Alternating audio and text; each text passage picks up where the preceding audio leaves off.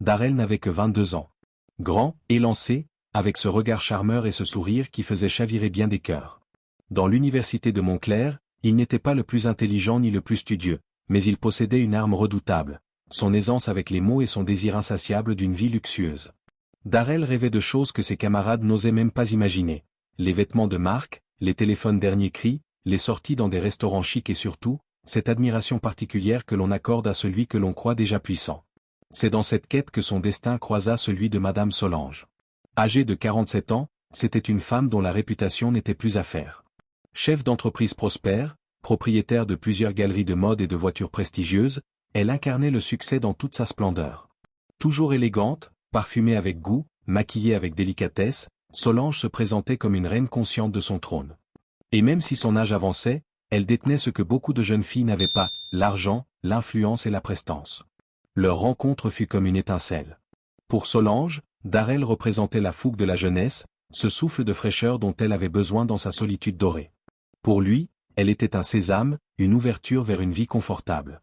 Très vite, elle prit en charge bien plus que de simples caprices. Elle régla ses frais de scolarité, lui offrit un appartement spacieux en ville, une voiture brillante qui attirait les regards, ainsi que des vêtements qui faisaient pâlir d'envie ses camarades.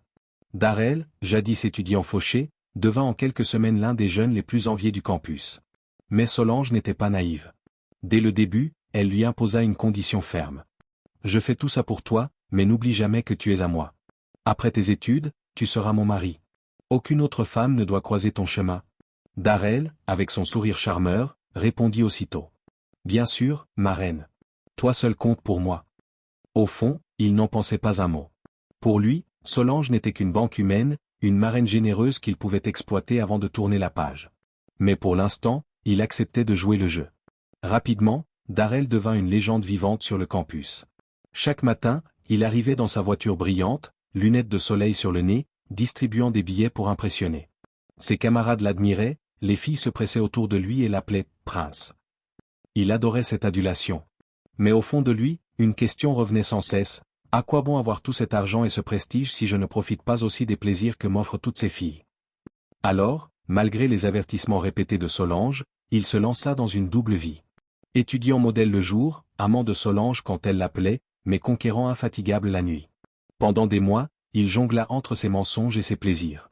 Mais comme toujours, la vérité finit par éclater. Un soir, une de ses amantes, étudiante en 3e année, publia sur les réseaux une photo compromettante, elle et Darrel enlacés, riant devant un café du campus. Darrel n'y prêta pas attention. Mais Solange, elle, tomba dessus. Elle ne cria pas, ne pleura pas. Elle resta silencieuse, fixant longuement l'écran de son téléphone avant de murmurer. « Donc, c'est ainsi que tu veux me trahir? Très bien. » À partir de ce jour, son comportement changea. Mais Darrel, aveuglé par son confort, ne remarqua rien. Solange continuait de sourire, d'envoyer de l'argent, de l'appeler avec douceur. Il crut qu'elle n'avait rien découvert. Jusqu'à ce vendredi soir où elle lui dit avec tendresse. « Passe demain chez moi, mon cœur. J'ai une surprise pour toi. » Le lendemain, Darrel se rendit dans son luxueux manoir. L'endroit semblait étrangement calme.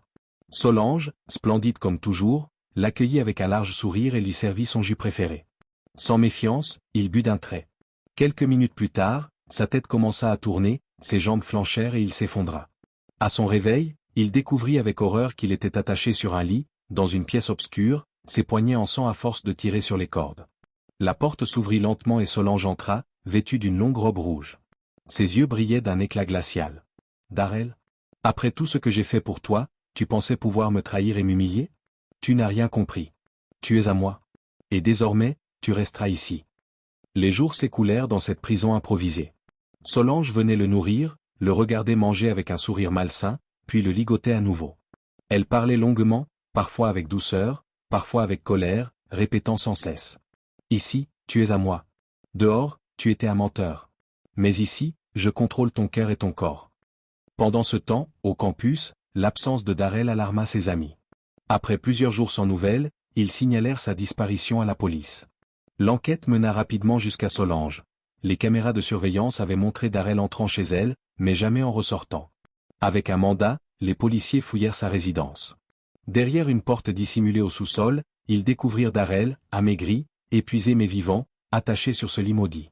Solange fut arrêtée sur le champ, inculpé d'enlèvement et de séquestration. Le scandale éclata comme une bombe. Son empire, bâti en des années de travail, s'écroula en quelques jours.